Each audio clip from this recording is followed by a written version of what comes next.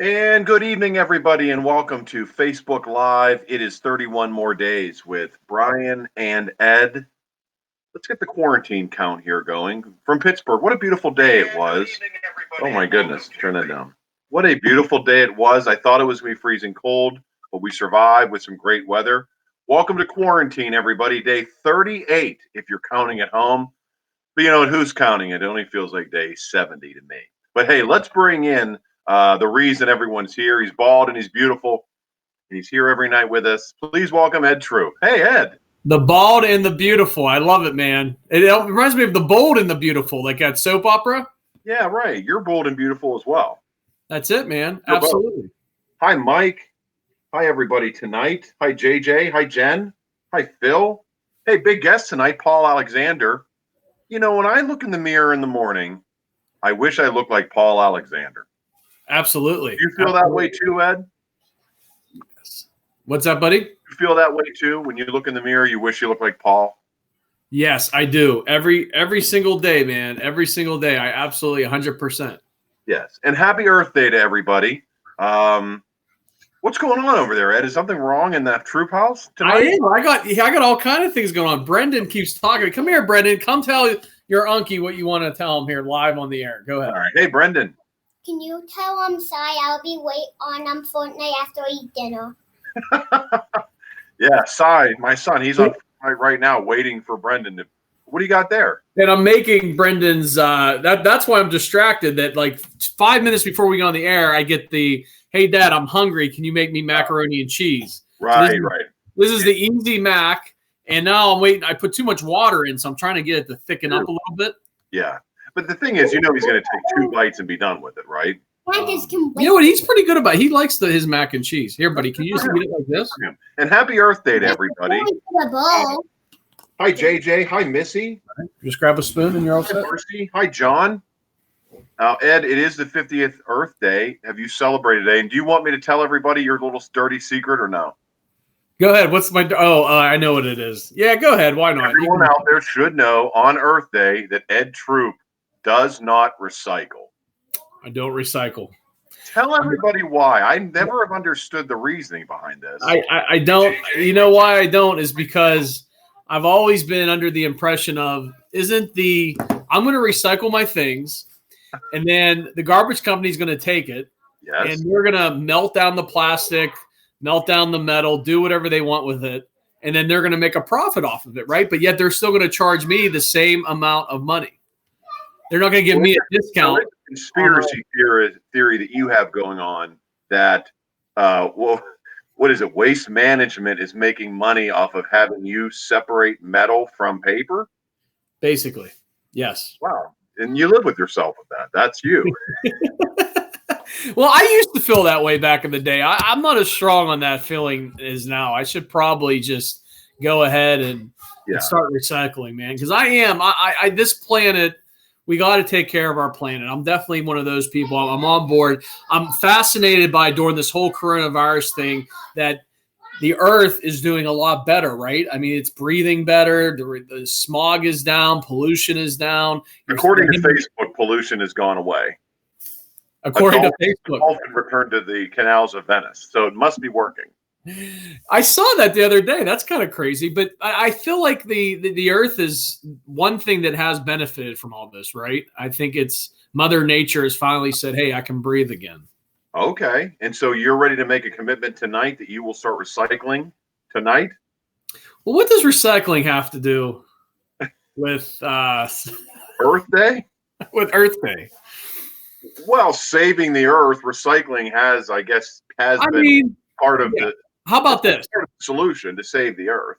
How about if I just use less recycle type stuff, like less plastic, less glass, less. Well, I think cutting down the footprint is a good thing, but maybe you should commit to. I mean, how difficult is it? How much money do you think that Waste Management is making off of you by just separating a jar from a box? Do you really feel like they're crushing you? Maybe they might be. Like I said, I don't feel as strong on this now as I once did. So you're asking me the wrong thing. 5 years ago, you would have more of an argument from me. Okay, so you've mellowed a little bit towards Mother Earth. Mike Kyle said, according to Facebook, the Earth is also pregnant. Didn't know that. I saw a documentary on I think it was on HBO maybe like a year ago on climate change, global change, all that stuff. Yeah. And it took me away from the whole scientific theory of trees help the earth from the standpoint that they give off carbon dioxide and oxygen, and the whole atmosphere absorbs that, and then it's able to cleanse it. I'm not a scientist. I don't act like to save one, but the trees, I think, are the biggest issue out there going on. Wow. So we got to protect the trees. And I'm not a tree hugger. Do you feel like the government should pay you to plant trees the way that waste management should pay you to separate garbage? I just think we need to definitely. I'm a big tree guy, man. I love trees. I think that's one thing we need to do. You know, I love trees. I have plenty of trees around the house. After I watched this documentary too, it could just the more trees on Earth can just help the Earth so much more. Help the Earth breathe so much better. Okay, good. Hey, speaking of you getting dinner together, and Paul's waiting, so we're not going to make him wait too much longer. But I'm so happy. You know, I have very little in common with anybody who has any kind of talent. But I just saw that the Watt brothers grew up. You know, you got how many Watt brothers you got? You got TJ, AJ, BJ, JJ. Did I say which one? There's a lot. There's a lot. A lot of initials. Do you know why Derek Watt didn't go? Do you know why Derek Watt didn't go by DJ? Why? Because it was during the time that Full House was very popular, and DJ Tanner, that was on Full House, he didn't want to be. I swear to God, it was on ESPN not that long ago. They asked him like why he doesn't go by DJ, and it was because of DJ Tanner. He didn't want to be because DJ at the time was a girl. But was popular and everything else, yeah. Oh wow, Wow, that's interesting. Well, they're going to host the Extreme It Tag show that, and we've talked about already, has blown my son's mind. And I'm getting pretty excited about it. But I saw this today from his Twitter feed where he said, did everyone else grow up drinking milk with dinner every night?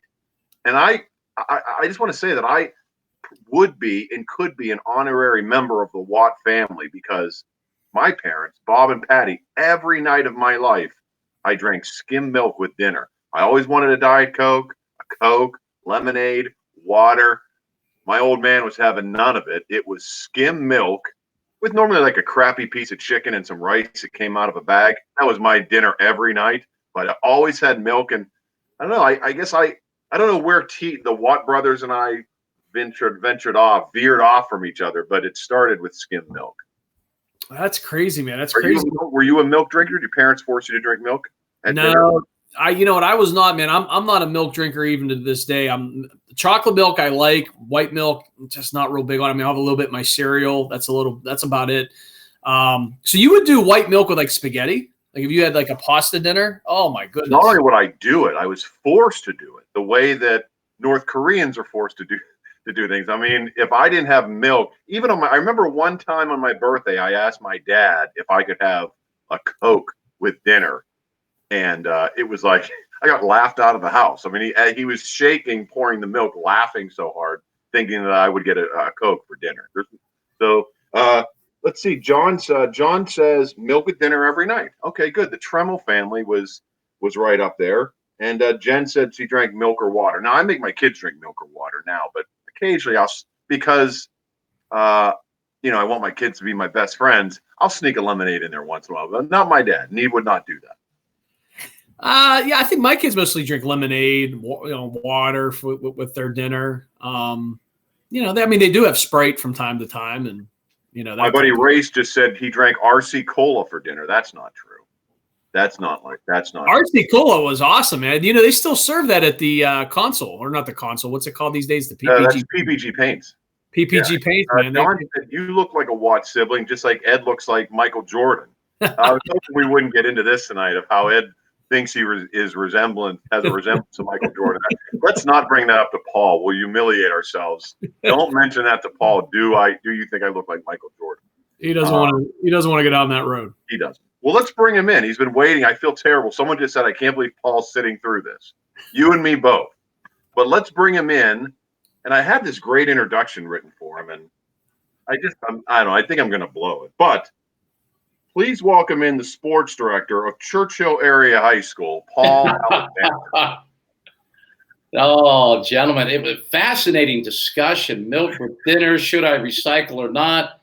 I mean, what do you mean? I didn't really want to come on. I just wanted to listen to you two. I was so fascinated.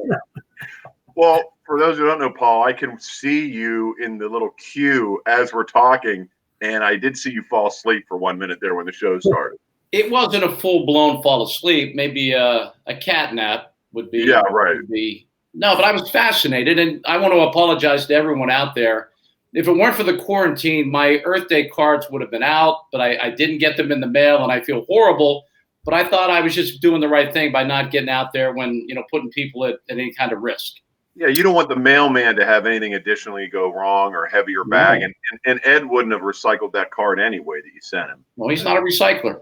No. In fact, they don't take glass anymore. What's up with that? Like, where's that going? Yeah. I don't understand it. In my house, my wife is the recycler, so she understands all the rules. And apparently now you can't recycle anything that's dirty. So back in the day, you could get a glass dirty? It has tomato sauce. Your porn's not getting into the recycling? Yeah, you can't recycle anything that has tomato sauce on it. So you just throw that in the garbage now. That's part of my issue. Too much work to recycle. Yeah, when you make it that ridiculous, it's just going in the garbage. Yeah, of course. Paul, how are you holding up in quarantine? Are you enjoying it? Are you it seems like you're an outgoing guy, like to see people, or do you like to just be home? There's pros and cons. I don't do well in one spot for a long period of time. I mean, I like to go do things. I'm 4 or 5 days a week at the gym. That's been a real change. I've been walking. I've been on some great walks. Shelly and I, we have a new dog. We grab the dog and we go on Mount Washington. We go on trails, North Shore, South Park. We just grab the dog and go for a nice long walk in this beautiful Pittsburgh weather. It's just been, what a wonderful April so far. Yeah, I'm being very sarcastic. It's awful. I mean, Shelly on one of our walks said, "This is the most miserable walk of my life."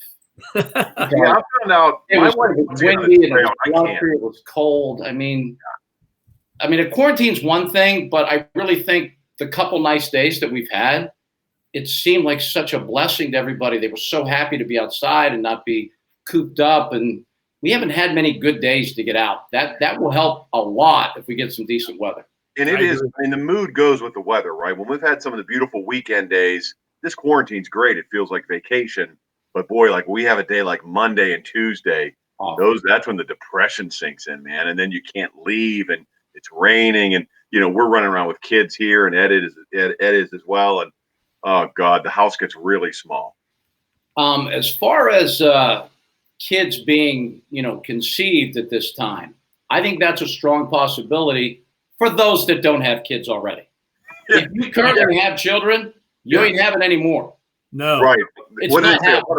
A lot of firstborn babies are coming out of this. Yes. In fact, if you're cooped up together, you don't have kids, you're going to have them in about 9 months. Yeah. If you have kids, you're done. It's over. long done. You're questioning yourself right now, like, why did I even have these kids? Exactly. But you know what? Dogs are a good idea. Well, Paul, we had your buddy Dave Finoli on, your co-author for the Three River Stadium book, and Ed was on his phone that night from an ice cream place because now you can't go to birthday parties for kids. You have to drive by and wave to them like they're prisoners. Right. So Ed's wife loses. Finoli's talking about Roberto Clemente and the tunnels that take you to the dugouts. And Ed's wife is screaming at their kids so loud that Finoli had to think that there was like domestic violence going on during the show. But you know what? Everyone gets it. I get it. I totally get it. It's brutal. I mean, it really is. I mean, you really find out a lot about yourself, a lot about your situation, and you just do the best you can. Now that I'm in a different world now, working with Franco Advisory Group with restaurants and bars and trying to see the local guys through. And if you guys are certainly patronizing your local bars and restaurants with getting takeout, please keep doing that because of all the people. I mean, of course, Ruth Chris, and I don't want to take a shot at them. I know people work there locally, but they get $10 million, and then you have a local bar that you just told 10 people that they don't have a job anymore, and you don't get a dime, and you're still paying your rent and paying your utilities and everything else. those are the people we got to look out for. Those are the people we have to take care of. So that's been tough on me to watch just how mismanaged the appropriation of funds have been. I mean, there's not one thing ever in my, I'm 59 years old, almost 60. That's a little scary to say. The government hasn't gotten one thing right since I've been alive. So to think that they're going to do that now would just shock the world, right? Yeah. When do you think it's over? Do you think we have a football season this year? I'm very hopeful, but I think realistically, now they're talking about, you think it's bad now? Wait till next year when the virus comes back. Wait, what does that even mean? I don't even know where they're coming from with that. I don't know. Right now we live in such a litigious society. What everybody's fear is being sued.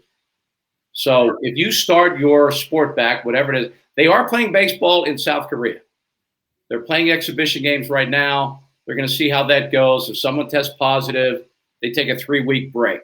So we have a model out there right now to see how it goes. Yeah. I think that college football, the one thing they're not going to do, they're not going to come back and play without students in class and without fans in the stands because they're not going to make any money. If you don't have 107,000 people in Beaver Stadium, you're not going to make any money on your college football season. The TV money's great, but all the profit comes from the fans showing up to the games. And if you don't have that, they're not going to play. The NFL is the one. I love the fact that they haven't skipped a beat. They have not skipped one thing that was scheduled. So they're the one exception to the rule. I think we're going to be glued. I'm not a huge draft guy, to be honest, never really have. I've been to New York. I've covered drafts in person. That's kind of cool the first time. And then it's like, all right, you're waiting on the phone for 20 minutes. Yeah, with the 13th pick and the first. Who cares? And people act like it's a science. Tom Brady, by the way, was a 6th-round draft pick. Do I need to say any more about how unscientific the draft is? Right.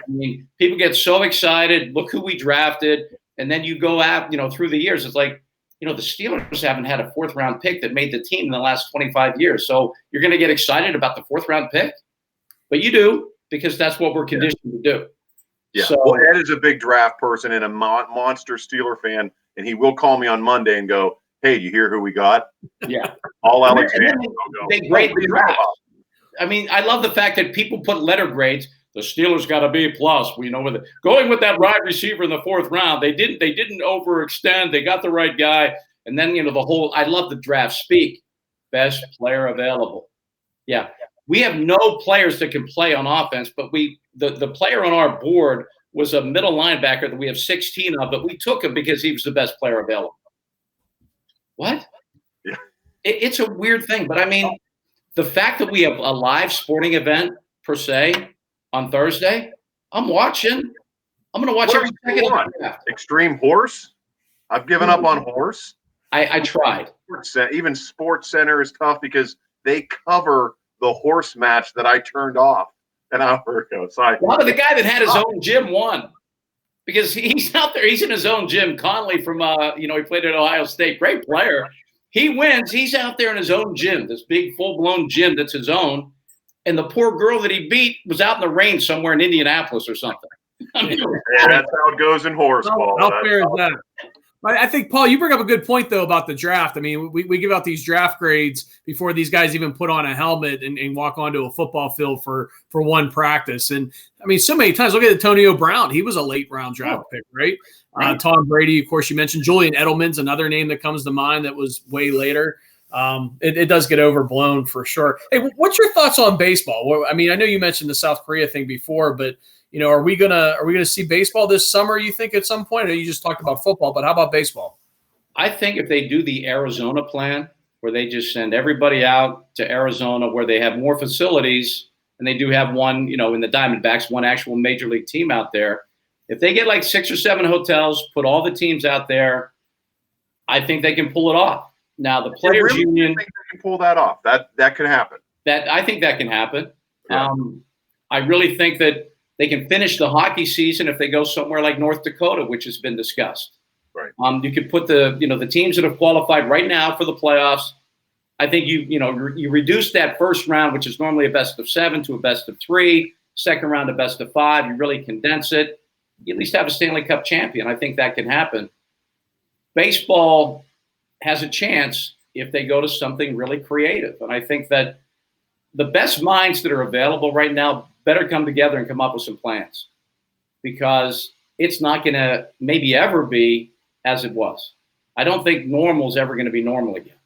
Well, you wonder about not just fans and players. So you think Josh Bell's going to hold Paul Goldschmidt on first base while they're next to each other? I mean, is Bell going to be covering his mouth or cover? I mean, they already covered themselves with the glove, but is that going to happen, or will rules change within the game to keep distancing on the diamond? It's mind. You can't have competitive sports if you're going to have social distancing. You just right. you can't. I mean, if you think you're going to do that, just make everything virtual. I mean, just make everything's just going to be like, your kids. I mean, you guys probably grew up playing video games. That's all it's going to be. Yeah. If you can't actually have sports compete, like you normally do, it's not going to work. Yeah, I agree with you. Hey, when you were on with Teke for the Pirate speaking of baseball, we'll jump all around it. I love Teke. When you guys were doing that, I think you guys were absolutely dynamite. And plus, the team was really good when you guys were really getting into that prime. Run. Right? It was a great, fun run. When you guys moved outside to that weird desk in right field, whose idea was that? And is that just a spot for abuse? Why weren't you somewhere else where, like, Ed, when he was drunk after the game, didn't try to jump on you? Well, we eventually got security, which was good. I mean, we had a couple guys that actually came out after the game and kind of kept things at bay. The coolest thing, though, and Teke, by the way, I just love that man. One of the absolute great guys I've ever had the pleasure. I mean, 1979, I'm a senior in high school, and he closed every win the Pirates had. All 4 wins, Teke got the save. And to work with him, you get side by side with people that you grew up like admiring and loving as a fan. There's nothing better than that experience. But the thing that was really bizarre was Teke would sign anything. I mean, my role before the game, pregame, I just simply took something from a fan and handed it to Teke for him to sign. I mean, I just did this. And then I would actually, I'm talking babies. We would sign babies. We would sign anything that people could hand me that I could give to Teke. And the thing that was really cool about Teke, he loved being Teke. He was so excited that people still were like enamored with the fact that he was a World Series hero. They just loved him, and he loved the fact that they did. It was so cool. And the thing that was really nice, when he started with us, he had just spent 3 years as the advanced scout for the Pirates. If you understand baseball at all, those are the guys that this guy cannot hit a curveball. This guy cannot hit this. They're going to play him here. He knew everything about the opposing teams. And I would just pick his brain. And one of my favorite things, you remember the Ask Teke segment? My favorite segment. I mean, the Ask Teke segment was my favorite. Don from Conemaugh wants to know this. I mean, it was just fantastic. And then the producer in my ear, and this has probably been my biggest problem, I would tend to elaborate on what Teke would expound, and I would always get in my ear, it's Ask Teke, move on. Oh, right. And I just got such a kick out of that. But meanwhile, they may be in my ear, but they're not really controlling me. If I wanted to get something out, it was coming out. And Teke would just be laughing because he would hear it too. It's called Ask Teke, move on. And I'd just give it a little, hey. And I would always pump him up. I just loved working with him. And the Fort is fantastic too. I mean, he taught me so much about sequencing and other crazy things that the new modern, what really, Teke didn't really grow up with or play with, the analytics and the way that you sequence pitches, and the slider looks exactly like the fastball coming out of the hand and those things. Fort is doing a great, great job. Paul, what's your thoughts on the Pirates right now? I mean, outside of the obvious, what we just talked about, if they might or might not have. Hey, they have a real nice new front office. Yes. I mean, I went out and got some nice, Trevor's fantastic. Shelty's going to be great. I mean, they got what they don't really have is a lot of players. They had, this is what makes me crazy about the Pirates, and I'm just going to be honest. We're not rebuilding. So you have Starling Marte, your most proven player. Mm-hmm. Oh, by the way, the highest paid player. That just might be an aside. And they trade him for 2 19-year-old kids. And if you follow the Pirates at all, that 19-year-old doesn't play till they're 26.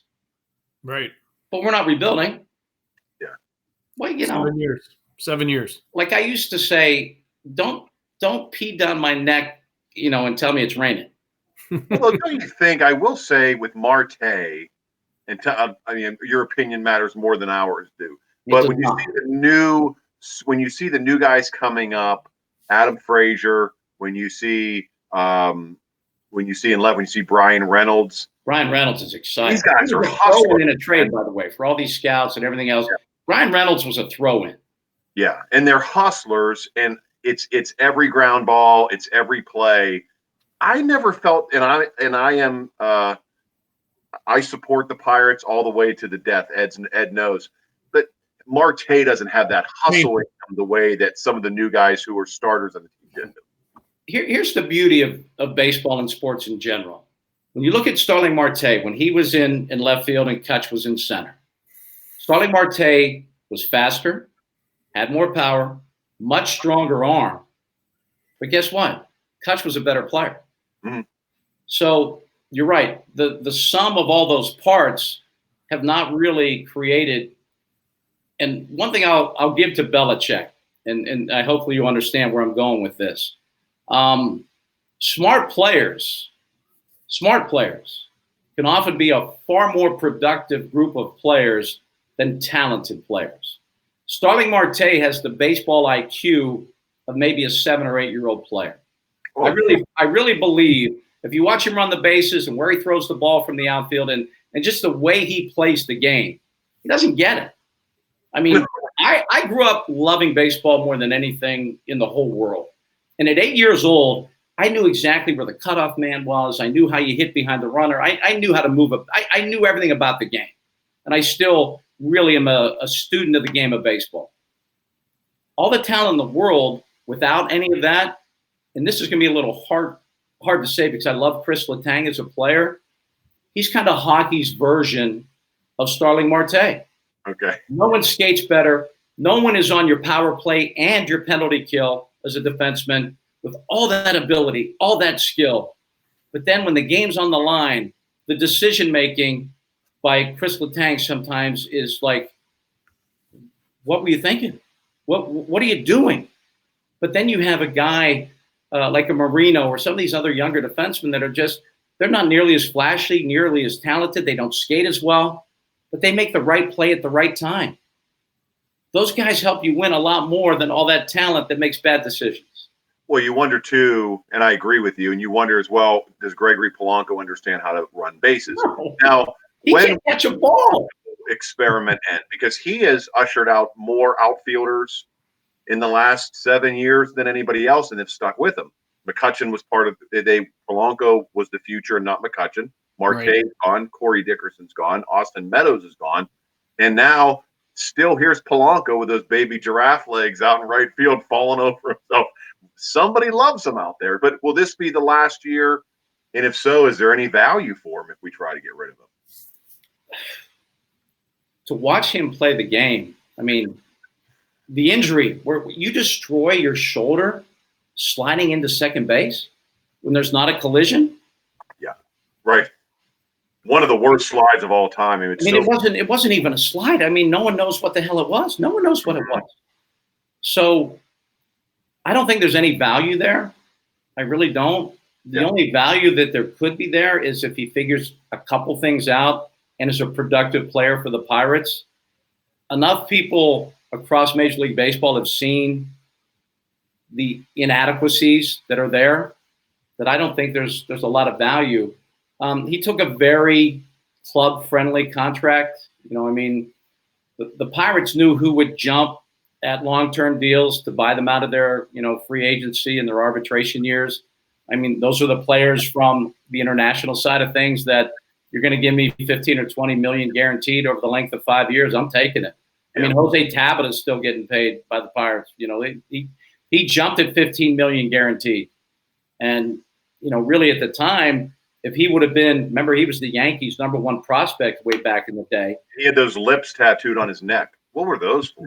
See, right there, I can't offer someone $15 million if I just see that tattoo. Based on that. It's not happening. There's no way I can go forward offering this guy a guaranteed contract. And yeah, you're going to blow this money on something. Here's the hardest thing about guaranteed contracts. You have to know who you can give that kind of money to. And I think the Pirates didn't do their due diligence to know. Once Jose Tabata was guaranteed $15 million, you think he cared what his batting average was or what? I mean, he didn't care about anything. He was good. Like, nothing mattered at that point. You can't take those risks. Hey, Paul, I coached my 9-year-old in youth baseball for the last 5 years. And just so you know, the first thing we work on at practice every time for at least the last 2 or 3 years has been the cutoff man and base running. So just an FYI when you talk about Marte. Can you imagine, like, remember Lasting's Millage? Yes. What a great name. Yeah. So one of the nights I'm doing post game, he and another Pirate, and I forget who it was, are both on third base at the same time. Do you remember that? Yes. I mean, it was hysterical. I mean, they're both standing on third base at the same time. It was ridiculous. What do you blame Hurdle on that? What's that? You blame Clint Hurdle on that? No. That's again, no baseball IQ. No baseball IQ. Not in the majors. Right. But I said that night, at least we'll never see that again. Guess what? It happened again. At the major league level. And you've never seen that in your 9-year-olds. 9-year-olds they're not on the same base at the same time. Yeah, they're smart. Lasting Millage managed to do it twice. Hey, Paul, let's talk stadiums because you're in the book by Finale, who we talked about, Ed's wife, and you write a really great love letter to Three Rivers Stadium to open the book. But, Paul, you say you love PNC. Heinz Field is what it is, and nothing will beat Three Rivers. Where do you put Heinz Field? I don't know if it does anything for fans, but what does it do? When I was covering the Steelers home and away, did that for about 5 years. That was a whole lot of fun, by the way. Really enjoyed that 05 season. Happened to be a part of that, those are my guys. That was my team. I just love that team. And the 09 team, actually, the one in Tampa was pretty special too. But you go to Cleveland, you go to Baltimore, those stadiums rock. I mean, they really do. I hate to say that because I hate Cleveland. I hate Baltimore. Heinz Field is generic, and there's no sound, there's no ambiance, there's no real, to me, there's just nothing there that really is compelling. Yep. We're frozen. Did you know that? You started to freeze. Are you still frozen? That's just my computer. No, it's us too. Uh-oh. We can still hear you. Okay, well, that's good. We'll continue. There were a couple times, and I loved, and when I first started covering the Steelers, I was working for Channel 10 in Altoona, and I would love to be with my photographer on the sideline. I didn't like sitting up in the press box. I like the advantage of seeing it from the field. There were some games that the stands were shaking to such a degree, you wondered if they were actually going to collapse. You thought, I think I'm covering a football game. I might actually be covering a massive tragedy where people are going to lose their lives because the stadium is going to collapse. Well, Arrowhead still has that, right? Yes, they do. Insanity. How about the only time I was at Arrowhead in person, Joe Montana beat the Steelers in a playoff game. Oh, the wild card, 93. 93, correct. Yep. Uh-oh, we lost Paul. On that 93 wild card note. Yeah, on that note, I had a disconnect. I couldn't hear him talk about that wild card game. He'll call back. We're going to get to Doug's question. What's Paul's favorite sport to play and analyze and commentary? But Paul, man, I'm exhausted already. He's got so much great information. He's coming back on. He's great. Yeah, and it is interesting. What's your take on Heinz Field? I mean, PNC, you can't argue, right? Whether it's good baseball or bad baseball, it's a great place to see a game. We talked to his guy who wrote the book with him there about Three Rivers Stadium about this a couple of weeks ago, and I think I brought it up that night, and I'd like to bring it up with Paul again. Cannot agree more, man. At Three Rivers Stadium for baseball sucked. It was awful. Yeah. PNC Park, obviously one of the top baseball parks in all of America, all of the major leagues. It's always in the top 5 when you talk to anybody. So huge upgrade for baseball. But for football, man, as far as what I'm considering, as far as from my standpoint, there was nothing like going to Three Rivers Stadium in a packed house, 60,000 people making noise, defense. Heinz Field, I think the way it's built, it's open, especially the one end zone's open. Yeah, you don't get the same momentum inside to get that shake. Nope, you don't. And there was a time though that Three Rivers. Remember that wall fell down during a game. Yes. Oh yeah. That was because it had such a seismic shake to it during some of those playoff games. Yes. Marcy, I'm drinking Diet Ginger Ale. Nothing fancy. Diet Ginger Ale tonight. Just some straight Diet Ginger Ale. I bought so much ginger ale before the start of this, thinking that if you get sick, now I have to use it up because it's going to expire. Oh, that's a conspiracy theory of yours? If you drink enough ginger ale, coronavirus will go away? An upset stomach, man. Ginger ale's the go-to. Yeah. If you get sick or something. Yeah, that's ginger ale. I wanted to tell Paul, and I hope he comes back on. He does write a great intro to the book about Three River Stadium. And I don't know if you and I have the same emotional connection to it, but he talked about growing up in Churchill, where, he watched all the teams of the 70s, which is what a crazy dynasty of Pirates and Steeler football, and then to watch it be torn down. I don't know if we'll ever have that, right? I mean, we surely won't have that with the Pirates at the moment. The Steelers, of course, have had some big wins at Heinz Field, but again, like you said, man, I think there's just something that emotionally grabs you about stadiums, and Heinz Field doesn't have that, and they've had a lot of great moments there. And I think I could take you one step further too, is Pitt Stadium for Pitt football. Same as Three River Stadium for football, man. I mean, even though the place was a dump, right, whenever you went to the bathrooms and everything was falling apart, but inside that stadium for a big game, I saw Notre Dame and West Virginia both play Pitt over at Pitt Stadium when we were younger. I mean, that atmosphere was unbelievable. What Heinz Field it's horrible for Pitt football. And I get that the appeal of recruiting and bringing people in, that, hey, you're in an NFL type of facility, you're right there. I get all that. The training facility on the south side, I think, is huge for Pitt to share that with the Steelers. Yeah. To not be on campus and then have to bus your underclassmen over to Heinz Field to play football, or to go watch a football game on a Saturday, just not the same, man. Do you agree? I mean, you've seen Pitt football at both places. Well, Pitt stinks, right? So only you can start there.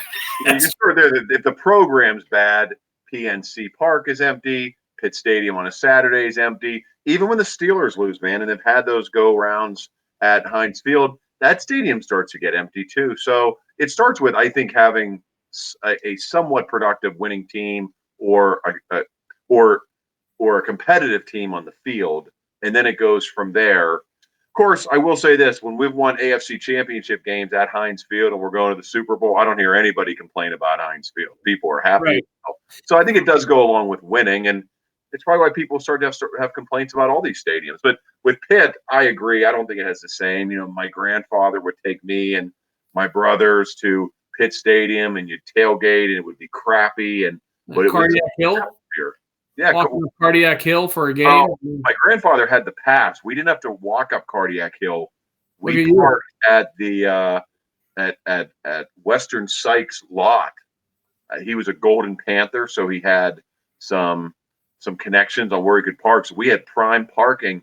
We never had to walk up Cardiac Hill. Now, that's probably why I'm 300 pounds today, because I never learned the benefits of staying healthy. Speaking of which, how about the O closing down? I don't think we've talked about that this week. The hot dog joint, the O. I was only there, I think, once or twice, and both times, like, it was 11 o'clock at night or midnight. I think I was there with you once.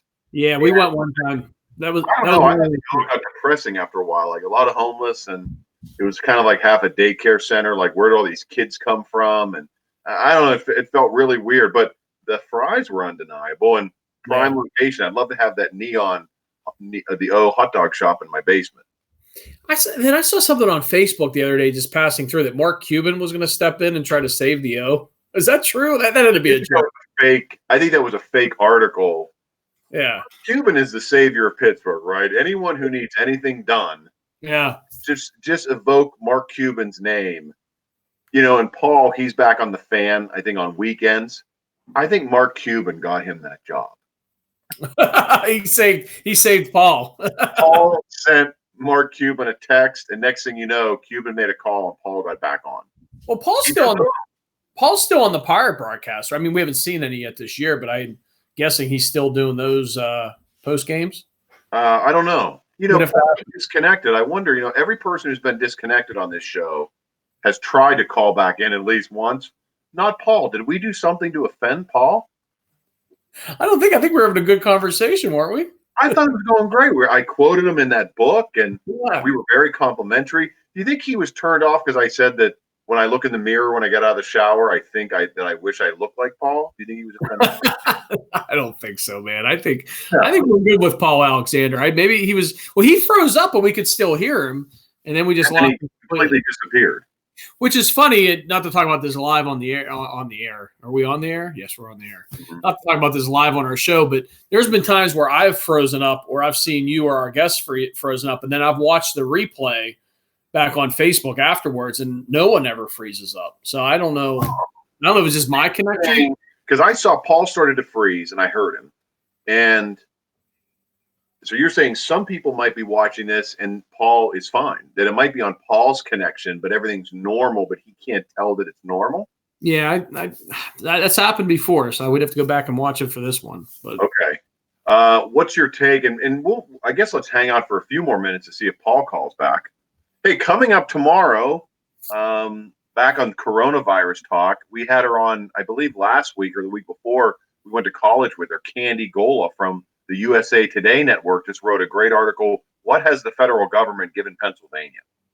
It is fascinating. So we'll have her on tomorrow to talk a little bit about it. And then Friday, a local Pittsburgh comedian who's made it big out there in La La Land, Jesse Joyce. He writes for Kimmel and writes for the Comedy Central Roasts, wrote for the Oscars. Hilarious guy. I've done stand-up with him, and he's hilarious. Hey, I know you on Friday. I know you're a big late night talk show guy. And I've been actually now I've been up later, so I've been watching more now those shows than I ever have. What's your thoughts on these guys doing the shows by themselves in their house and no studio audience? Have you caught them? Have you been watching? So here's a couple things. My parents are absolutely obsessed with late night television. They watch all the late night shows. They're loving it. They're way into it. They're really, really enjoying it. I just sent Paul a message. I said, did we lose you? Let's see what he says. Here's the thing. Maybe Paul got a better offer. Maybe instantly someone said, hey, we're having a KBL reunion. Can you come on? And he's like, I'm out of here. Maybe Manny Sanguian called him up and said, hey, you want to come hang out with me tonight? All right, now wait a second. He just said his computer froze. This is a little insight into the life of Paul Alexander. His computer froze, and now he's trying his phone. Oh, here we go. So we might be getting Paul back. We'll stay tuned. I think we deserve Paul back. But anyway, back to your question. It seems like everyone's trying their best to do the stuff at home. Jimmy Fallon's pretty funny, and I always enjoy him. Kimmel, Colbert. I'm a big fan of the Colbert Report, which is not on anymore. Colbert, and I do like to laugh at Trump. Love him or hate him, I think he is a comical character. So I do like to see Colbert go after him. I think at times Colbert can get kind of mean, and I don't love that. Like, that doesn't make me feel great. So Colbert can go really hardcore. But I think the funniest guy right now, and he's not every night on late night, but he's on HBO, is John Oliver. I think he's absolutely hilarious. I don't watch too much John Oliver. I'll have to check him out. I've been watching a lot of Jimmy Fallon. You like Fallon with his kids crawling on him and stuff? I think it's been pretty good. It hasn't been too bad. I like his monologue, but it's funny because when he tells a joke, like, he needs that audience reaction. Yeah. So it's kind of awkward, but it works for him because he's awkward about it. It's funny, Yeah, no, I do like him. Now, do you watch James Corden? Do you enjoy James? I don't watch too much of him. I'll see his replays on I'm not on CBS this morning. They always show the replays of him and Colbert, like whatever. Now, see, this is funny. We're learning something about you, Ed. We're learning something about you, Ed. You're not much for the Brits. John Oliver is not for you, and James Corden is not for you. You are a red, white, and blue Budweiser drinking, American flag saluting American. Jimmy Kimmel and Jimmy Fallon. I like the two Jimmys. Yeah, for sure. Yeah, I like them too. So exciting week next week. Our friend TJ has been working on a big guest for us that I don't want to announce. I don't want to curse it, and for it not to happen. But Are we getting close? I think we might be getting close. Ooh, that'll be getting close. That'll be our biggest guest to date if that happens. When we get Bill Clinton on. Oh my God! I cursed it. Just gave it up. I cursed it. I shouldn't have done it. Can we get Mark Cuban on? Can he save this show? Well, we could ask. Cuban can save everything. Now, hang on a second, guys. We have a big announcement. We were just talking to him, having a great conversation, and he bailed out on us. But let's see. I think he's back. Let's bring him back. Paul Alexander. Let's bring back. He's the sports director of Churchill Area High School. Paul Alexander. Let's start it over. You know what, guys? You have another 2 hours. I had to do. I was on my computer. It froze. Yeah. So then I went back through on my phone, and then I had to get the code generator. What do they give you? 30 seconds on the code generator to get back to put in the numbers to get back on. Okay. And whatever. I'm back. It's fine. I was just a little frustrated. Technology and someone nearing 60, we have issues. Well, Paul, we just have issues. When technology goes bad, I turn it, and I feel like I'm a pretty nice person. You are. Thank you, Paul. But when technology goes bad, I turn into an absolute monster. It's frustrating. And I scream at my kids. I scream at my wife. I'm passive aggressive. I shake the computer like a crazy person. I get mad. So I get it. How about when you're trying to make a phone call, you have to do something like I had some debit card issues, compromised, all that kind of stuff. All I want to do is talk to a human being. And you're on the phone. And you're just getting computer-generated nonsense. I keep trying to pound 0 to make someone talk to me. And that doesn't work well either. But they know they figured that out. They know that that's the trick. So they talk to the guy and they go, whatever you do, if someone hits 0, make sure that automatically disconnects them. So while I was gone, did you guys get rid of the designated hitter and do some important things? We figured out sports. It's fine. We absolutely figured it all out. Nice. But hey, Paul, congratulations on this book. I can't get it yet in quarantine. Yeah. You can't go out to Barnes & Noble and just grab it, or Giant Eagle, wherever they're selling it. But online, it's sold out too. Yeah, it's out. But David, you met David. He's phenomenal. And we have several other books. I have a couple chapters and a couple books coming up that I can't wait to get after. So, we're doing, just like they did with Three Rivers Stadium, we're going to do the Civic Arena, which very similar. Even though I like PPG paints, I think it works. I mean, it's already hosted 2 Stanley Cup championship runs, so I mean it has a pretty good track record. So it works. But man, I mean, going back to the Civic Arena days, and I grew up playing hockey, so I was kind of in the cult. Pittsburgh was not a hockey town by any stretch. So when we would go to Penguin games, there were 3,500 of us at best, watching John Pronovost and Sillaps and all the early great Penguins. So when Mario came to Pittsburgh, and all of a sudden we became a much different environment for hockey, that place was insane. Granted, everyone says they were there when they opened the roof. It opened a total of 7 times. So that's going to be a cool part of the book that David's putting together. The actual events where the roof was open. Were you there for an event when it opened? I was there. They opened the roof a bunch of times when I was there. No, they didn't. It opened 7 times total. But were you there for an opening? I was. What was the event? The first event. Oh, you got me on that at the moment. Uh-oh. But I remember going. I had a really cool neighborhood. We did a lot. I saw a bunch of concerts at the Civic Arena long before I did a lot of sporting events there. Remember the Pittsburgh Triangles, Pittsburgh Spirit. I mean, there were events. It wasn't just hockey, for heaven's sakes. Who were the Triangles? What did they do? They were professional tennis. Yvonne Goulagon. Remember? I mean, wow. I mean, we had crazy stuff going on at the arena. Awesome stuff. Wasn't there like an orchestra or something? Like I remember it being opened up for like the Pittsburgh Pops or something, or that may have been the first event where they actually opened the. Yeah. And then toward the end, it was no longer operational. I mean, they couldn't have opened it if they tried. I mean, there was no way. It's like right now, people like, the conspiracy theorists out there say we actually never landed on the moon. We don't actually know how to do that anymore, which is kind of crazy if you think about it. We did it 35, 40 years ago, whenever we did it with the Apollo missions. We don't know how to do it now. Like we somehow forgot. Well, it opened up during the John Claude Van Damme movie, right? Well, sudden death. Yeah. Sudden death, yeah. When Jake Caulfield, Academy Award-winning performance in that. I mean, imagine him. I mean, Jean-Claude Van Damme's like 5'4". Right. Jake's like a solid 6'5". Imagine like how they had to make that work. Yeah, and that guy just recently died. The bad guy from Sudden, he passed. Oh, that's right. That's right. He's gone. Now, I was in that. It was my freshman year of high school. Not to date myself, Paul. I don't want to make you feel too young. Well, I'll throw Fish That Stayed Pittsburgh at you.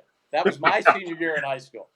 But they Jay in the house. It was Veterans Day. Me and my friend Pete went down, and we were front row. You can see us. If you pause when Van Damme returns with a fever as the goalie, I'm right next to Van Damme, and I've tried to screenshot it and get it blown up from my office, but I don't want to brag. It would be like Brad Pitt having his own movie poster up in his office. It's tacked. We did the same thing for the Fish That Stayed Pittsburgh. We went down. We were extras.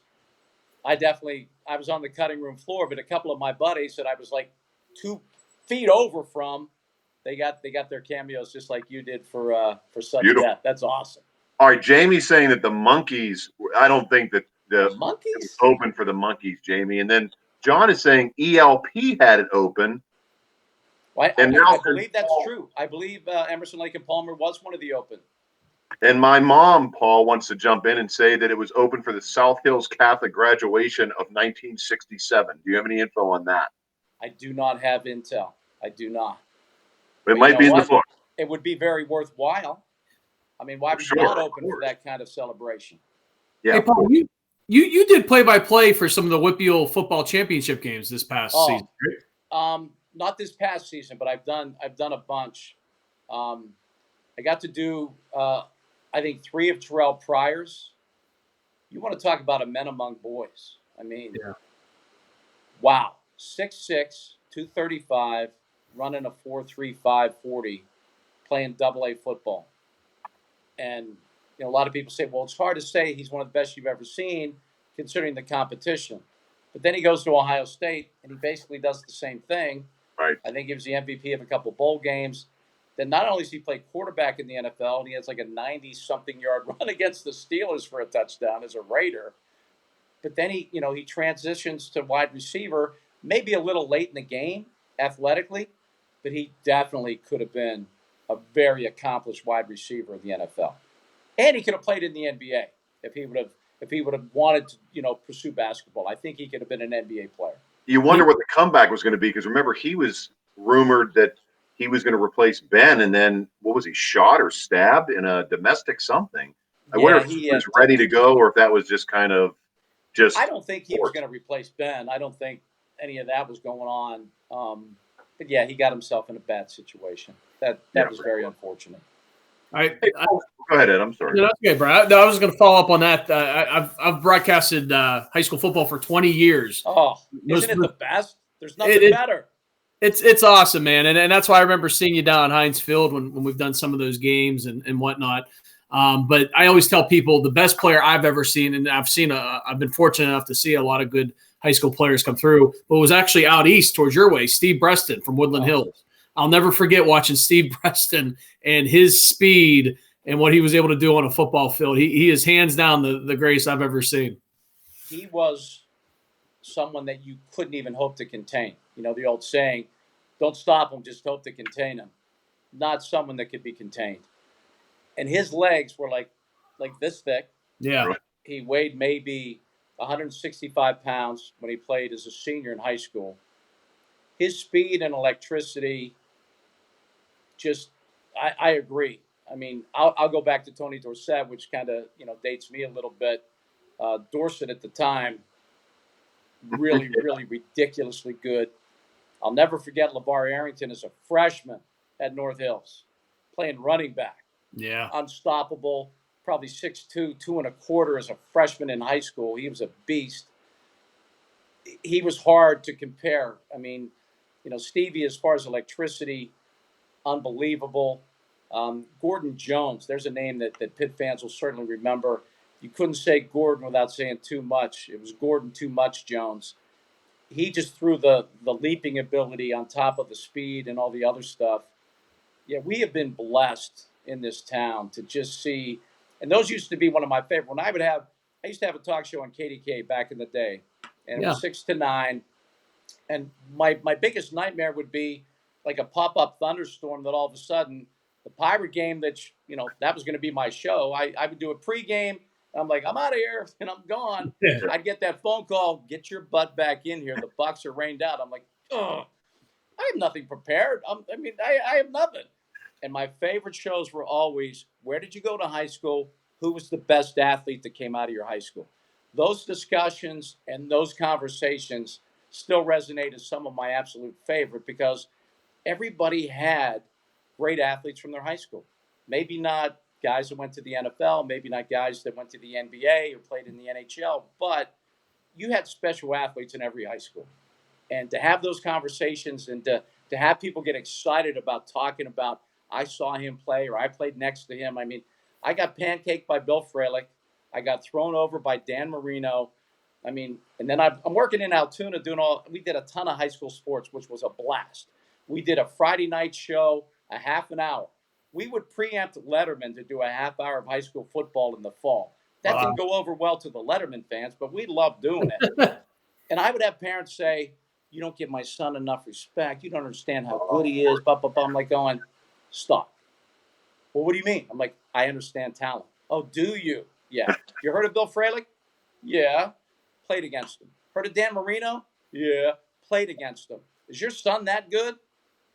Shut up. Done. I mean, and my dad, the best thing he ever told me was, and I thought I was a much better athlete than I was, and I love competing more than any in the world. If you're good, they'll tell you. You don't have to tell them. Wow, there you go. That's it, man. That's it. Isn't that it? I mean, if you're good, they're going to find you and they're going to tell you how good you are. Yeah. You don't really have to promote yourself. They'll find you. When you were in Altoona, Paul, was it all just Penn State and high school sports? Well, when I became the sports director, it was so fun. Jim Trudinich, who's still, with the Pirates, one of the all-time great PR people, he said, this is so crazy. I mean, I went to spring training every year, covered every Steeler game. I got on the Steeler charter to cover away games, which was so cool. He would say, well, it's Channel 2, Channel 4, Channel 11, and, of course, Channel 10 from Altoona. Wow. I mean, I was in Atlanta in 92 for the Sid Bream debacle. I mean, I turned Altoona into, because they're all Steeler, Pirate, Penguin fans there, and I would just talk to everybody, the powers that be, we need to be at all these games. We need to be at spring training. We need to do a half-hour Steeler preseason, show, which means I have to go to all the preseason games. I have to go to spring training for a week to get everything I need. My photographer, one of my favorite stories, every time that Barry Bonds, Jim Leland video comes up, of course, that was my photographer from Altoona. Oh, really? Who didn't have a battery at the time to get the rotation that I needed, and I was mad I was ready to kill him. This is when Leland screaming at Bonds, this is my goddamn team. Oh, yeah, this is what makes Jim Leland the guy that we love. My guy was smart enough to slap that battery on his camera. They used to be like big bricks back in the day. I mean, you had to carry stuff. When you were a photographer doing TV in the 80s and 90s, you had to be like a pack mule. I mean, it was crazy how big and bulky everything was. So he gets that battery on his camera, bam. He's just going back and forth with Leland just going off. What did I make some friends that day? Hey, I need that video that your guy got. And I have Hannah Storm calling me. I have all these people I'm going, hey, we should have made so much money that day. We didn't make a dime. We were just doing the right thing, sharing the video with everybody that needed it. You could have went viral before it was viral. Exactly. And viral is kind of a touchy term, isn't it now? Makes me feel weird. Hey, Doug wants to know, Paul, who did you aspire to be when you got into sports media and journalism? And the only reason I'm asking you this question is Doug had a great question right when you got cut off. So he's been hanging out. It's real easy. And the way that it all came together was just unbelievable. Stan Savran has been and will be my hero forever. Straight shooter, knowledgeable, unbelievable play-by-play guy. He can do it all. The Godfather.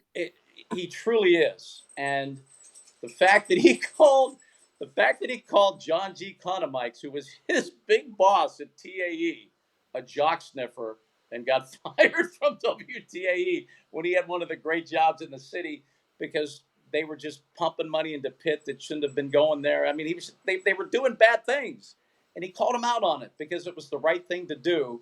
It cost him his job. He didn't hesitate to do it. Then to share a cubicle with him it was then FSN, then Root, and then AT&T. What a dream that was, to work side by side. And back when he had Sports Beat and I was a Steeler beat reporter for FSN, and I would come on Sports Beat and break down the Steeler game for that week with Stan. I had to pinch myself. So while there's some guys nationally that I've always really, really liked, Jack Buck, not Joe Buck, Jack Buck was one of those guys. He was just unbelievable. There were some guys that could just. Jim Nantz is another guy. He's a little bit folky for me with Hello Friends and all that kind of stuff. Right. But the fact that he can step into the NCAA finals, the Masters, and the Super Bowl and be unbelievable in all of them. And I don't know if you guys know his story. I interviewed him up at Penn State, and he went to the University of Houston and played golf. I mean, the guy could play. If you're playing college golf at Houston, you're a player. His teammate was Fred Couples. He told Freddie, "Yep, one day you're going to win the Masters, and I'm going to announce it." So as a senior in college or a junior in college, he was the PA announcer for the Astros. So he was Jim pretty Nantz well. was? I didn't know Jim that. Nantz was. Wow. He was on a pretty fast track to be the superstar that he is. Well, that was So a he's depressing. up there. A friend of mine sent me a text, I think 2 weeks ago, and said, it was my cousin Dan, and who lives in Philadelphia, and sent me a message and goes, not to depress you, but in normal times, Jim Nantz would be on a plane today flying to the Masters after he announced the Final Four victory. And I thought, this pandemic has ruined everything, man. Have you seen the Peyton Manning, Tom Brady piece when they're at Nance's house out in Cali? No. you know, He has a little replica of number 7 at Pebble. It's like half, but it's like a green and a tee. And Peyton Manning and Tom Brady are up there just like having a competition closest to the pin. oh wow, And they're just ripping Nance. And it's just, you know how funny Peyton Manning is. Oh, it's Hello, hilarious. friends. You know, Yeah. I mean, they're just killing it. If you can Google it, you gotta find it because it's hysterical. But Jim Nantz is, and he's very classy. I mean, he's a nice human being. He's so prepared and so versatile. I mean, his versatility is out of this world. How good he is. Well, just to go the night after the NCAA championship to go to the Masters and switch gears that fast, man, it's impressive. every week, and he's done that for a long, long time. And now he's got probably the best color commentator with him now, Tony Romo, in the game. How about the fact they had to tell him, hey, bring it back a little bit. Don't predict every single play. Yeah. You're ruining it for the fans. Do you think Romo's worth that money, Paul? It's always what the market bears, isn't it? Yeah, I guess it's true. I mean, no, of course not. I mean, we're seeing right now the people that are really worth a lot more money than they're getting, you know, for what they're doing right now, are people that are stocking the shelves, or people that are, you know, waiting on whatever you need right now. Those are the people that deserve, you know, the truck drivers that are keeping those stock shelves stocked, and all, you know, our healthcare professionals. Those are the heroes. But you know what? And here's what I used to laugh about with fans. Like, they get very resentful of professional athletes making all this money. If they don't make it, it just goes in the owner's pocket. I much rather the product get the money than the owners. Sure. They're the ones, they're who you're paying to see. They're the ones that are putting their, you know, especially in the contact sports and football and hockey, they're the ones that are risking injury and all those other things. They're the ones that are the absolute best of the best in the world. They should get paid whatever the market bears. Yeah. So if Jim Nantz is the best of the best of the best, or whomever, pay the man. Yeah. Pay the man. Hey, Paul, what's the what's the best? This is a two-part question, but it could actually be the same answer. Hmm. What's the best game you ever covered or the best game you ever attended? I've thought about this a lot, and I've thankfully been asked this question a lot. The '86 Fiesta Bowl, Penn State, Miami. Aside from the Miracle, aside from Georgetown, Villanova, aside from some of the biggest upsets, Penn State really wasn't given a chance to beat Miami in that game. They picked up Vinny Testaverde 5 times. Shane Conlon makes one of the biggest, iconic plays ever. And Penn State beats Miami in that first ever time they had moved the game from January 1st to January 2nd. It was a standalone national championship, number 1 versus number 2. That was unbelievable. The Cueto game is way up there. Sure. But it didn't really lead to anything. So, as far as consequence, it didn't have that. The 2009 Super Bowl, Steelers-Cardinals, the Harrison play, the Ben DeSantonio play. We'll never see a better Super Bowl, in my opinion, than that one. I was punching Bob Pompiani, which I shouldn't have been doing because, Bob is on blood thinners. But just when they do you He's remember a treasure too. You don't want to do you damage remember the holding penalty when the Steelers finally the only and these Yes. are always those, and you guys have loved sports your whole lives.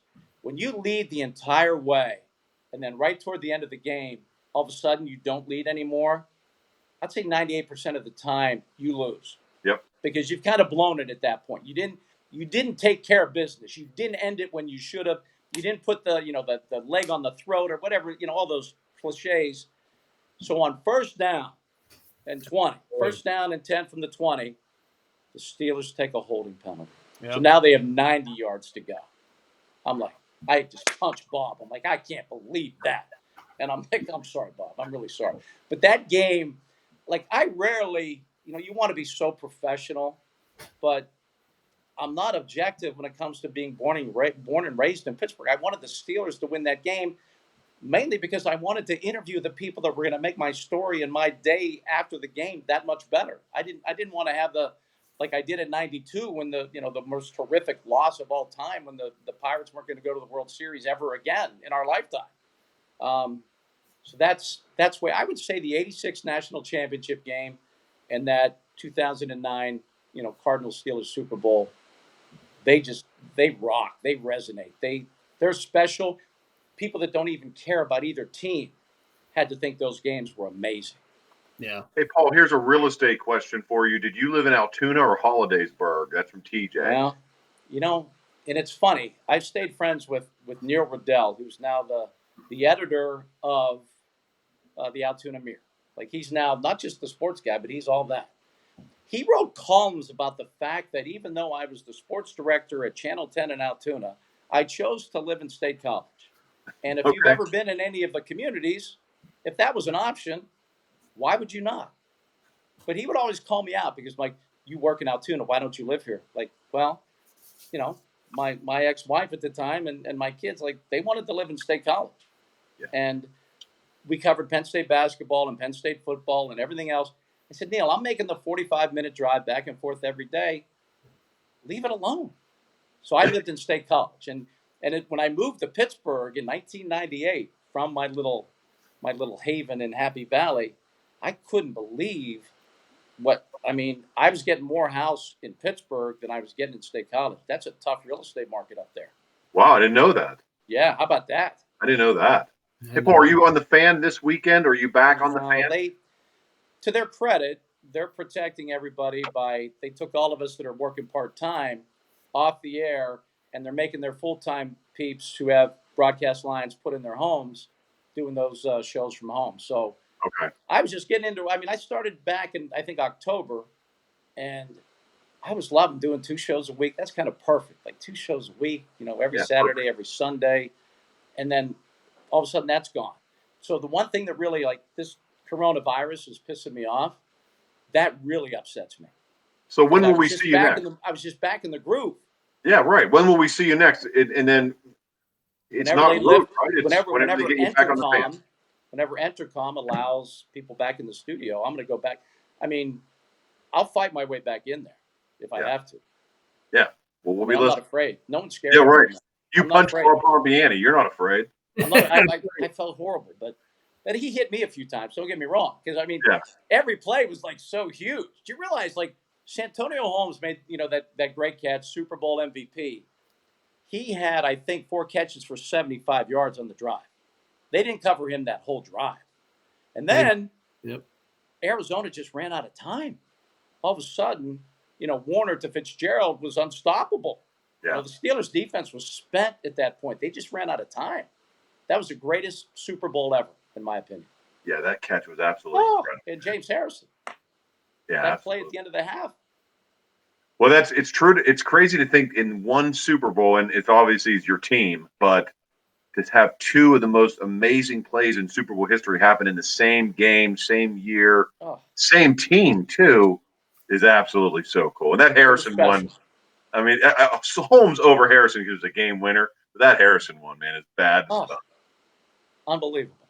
Yeah, for sure. And by the way, to eliminate the 91 and 92 Stanley Cup finals, which I get to cover both of those, growing up playing hockey here, never thinking that we were ever going to see a Stanley Cup celebration in Pittsburgh.